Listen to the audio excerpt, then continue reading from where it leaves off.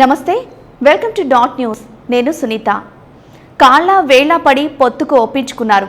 కమలం పార్టీ తన వెనకే ఉందని ధైర్యం తెచ్చుకున్నారు. ఇక తన బ్రాండ్ వెన్నుపోటు రాజకీయాలకు తెరతీశారు. కమలం పార్టీలో తన కోవట్టులకు మాత్రమే మేలు జరిగేలా చక్రం తిప్పుతున్నారు. తనను వ్యతిరేకిస్తున్న వారంతా ఓడిపోయేలా ప్లాన్ చేస్తున్నారు. ఎట్టి పరిస్థితుల్లోనూ గెలిచే ఛాన్స్ లేని సీట్లు మాత్రమే బీజేపీకి అంటగడుతున్నారు చంద్రబాబు. చంద్రబాబు తీరుతో ఏపీ బీజేపీ ఒరిజినల్ నేతలు మండిపడుతున్నారు.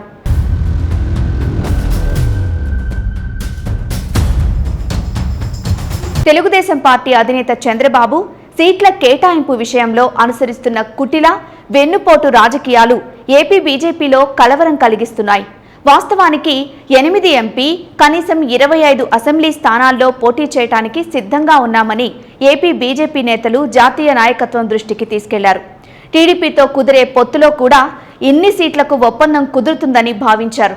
కానీ చంద్రబాబు మార్కు రాజకీయంతో కేవలం 6 ఎంపీ, 10 అసెంబ్లీ స్థానాలకే పరిమితం కావాల్సి వచ్చింది.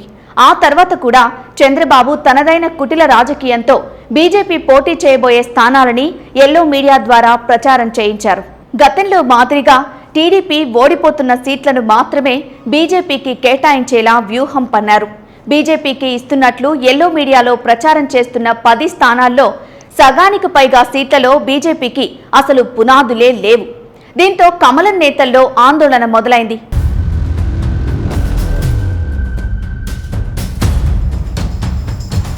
విశాఖ సిటీలో నార్త్తో పాటు సిటీ నుంచే మరో స్థానాన్ని బీజేపీ ఆశించింది. ఒకవేళ విశాఖ సిటీలో 2వ సీటు ఇవ్వలేకపోతే చోడవరం లేదా మాడుగుల స్థానాలు ఇవ్వాలని కోరారు. కానీ బీజేపీ ఆశలపై నీళ్లు చల్లుతూ టీడీపీ అధినేత చంద్రబాబు ఏకపక్షంగా ఆ 2 స్థానాల్లో తమ అభ్యర్థుల్ని ప్రకటించారు. పాడేరు అసెంబ్లీ స్థానాన్ని బీజేపీకి ఇచ్చినట్లు ప్రచారం జరుగుతోంది.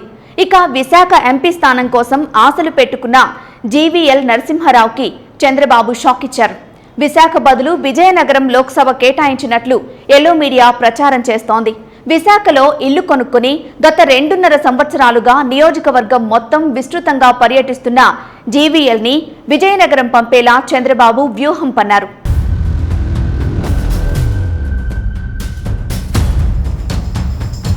ఇక విజయవాడ సెంట్రల్ స్థానం బదులు విజయవాడ వెస్ట్ కేటాయించడం కూడా చంద్రబాబు వ్యూహంలో భాగమే అంటున్నారు.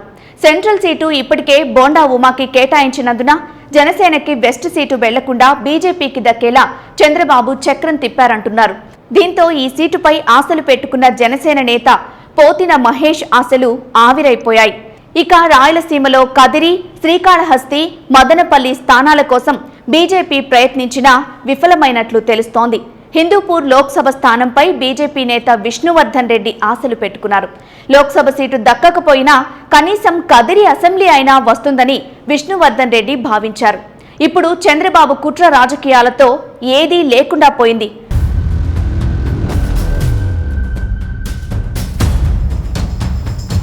మరోవైపు రాజమండ్రి ఎంపీ స్థానంపై సోము వీర్రాజు ఆశలు పెట్టుకుంటే ఆయన్ను అనపర్తి అసెంబ్లీ సీటుకు పోటీ చేయాలని చెప్పినట్లుగా తెలుస్తోంది.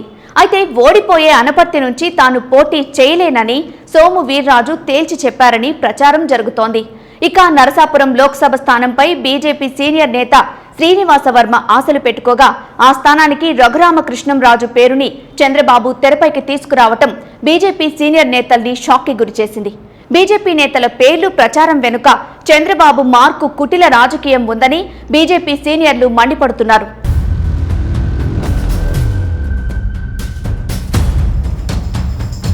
చంద్రబాబు కుటిల రాజకీయాలతో పాటు ఏపీ బీజేపీలో జరుగుతున్న పరిణామాలు బీజేపీ సీనియర్లకి మింగుడు పడ్డం లేదు. ఈ నేపథ్యంలో బుధవారం సాయంత్రం సీనియర్లు ముందుగా విజయవాడలోని ఓ హోటల్లో, ఆ తర్వాత బీజేపీ రాష్ట్ర కార్యాలయంలో దాదాపు 6-7 గంటల పాటు రహస్యంగా సమావేశమయ్యారు. బీజేపీ జాతీయ నాయకత్వానికి సీనియర్లు రాసిన లేఖ పార్టీలో చర్చనీయాంశమైంది. బీజేపీ అడుగుతున్న సీట్లపై తేల్చకుండానే చంద్రబాబు అభ్యర్థులను ఏకపక్షంగా ప్రకటించారని బీజేపీ సీనియర్లు ఫైర్ అవుతున్నారు. ఈ లేఖపై దాదాపు 16 మంది సీనియర్, ఒరిజినల్ బీజేపీ నేతలు సంతకాలు చేశారని తెలుస్తోంది.